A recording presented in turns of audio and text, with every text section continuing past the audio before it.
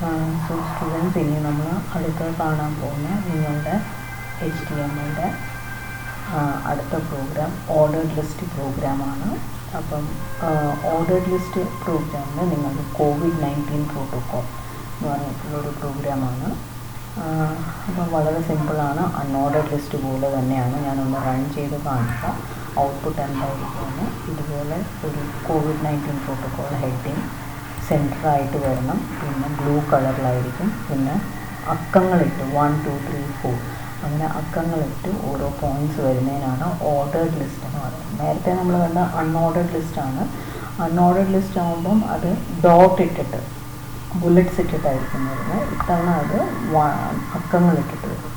അപ്പോൾ അതിന് വേണ്ടി എന്താ ചെയ്യേണ്ടത് നമുക്ക് നോക്കാം. സോ ഫസ്റ്റ് HTML ടൈപ്പ് ചെയ്തു. ഹെഡ് ടൈറ്റിൽ കഴിഞ്ഞിട്ട് ഹെഡ് ക്ലോസ് ചെയ്യുക. എപ്പോഴും ഹെഡിൻ്റെ അകത്ത് വേണം ടൈറ്റിൽ കൊടുക്കാനായിട്ട്. ടൈറ്റിൽ ക്ലോസ് ചെയ്തതിന് ശേഷം ഹെഡ് ക്ലോസ് ചെയ്യാൻ മറക്കരുത്. പിന്നെ ബോഡി കൊടുക്കുക. അതാണ് നമുക്ക് കാണാൻ പറ്റുന്ന പോർഷൻ. അതിൻ്റെ ബാക്ക്ഗ്രൗണ്ട് കളർ നമ്മൾ BG കളർ ബ്ലൂ ആയിട്ട് കൊടുത്തു.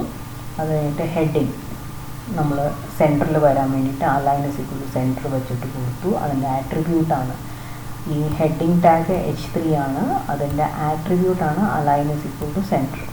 അത് കഴിഞ്ഞിട്ട് എന്താണ് ഹെഡിങ് ആയിട്ട് വരേണ്ടത് അത് കൊടുത്തു. COVID-19 പ്രോട്ടോക്കോൾ അതാണ് ഇവിടെ കാണുന്നത്.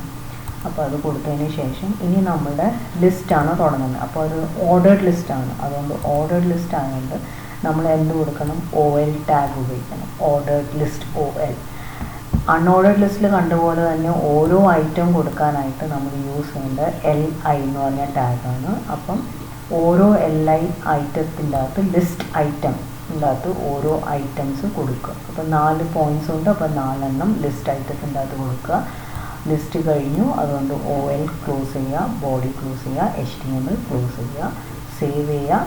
എന്തെങ്കിലും ഒരു പേര് കൊടുത്ത് സേവ് ചെയ്യുക. എന്തെങ്കിലും ഒരു for example ordered list C2 .html. എപ്പോഴും ഈ ഡോട്ട് കഴിഞ്ഞിട്ടുള്ള എക്സ്റ്റൻഷൻ HTML ആയിരിക്കണം. അത് സ്മോൾ ലെറ്ററിലും ആയിരിക്കും. എന്നിട്ട് ജസ്റ്റ് റൺ ചെയ്യുക. അപ്പോൾ നിങ്ങൾക്ക് ഈ ഒരു വെബ് പേജ് കിട്ടുന്നതായിരിക്കും.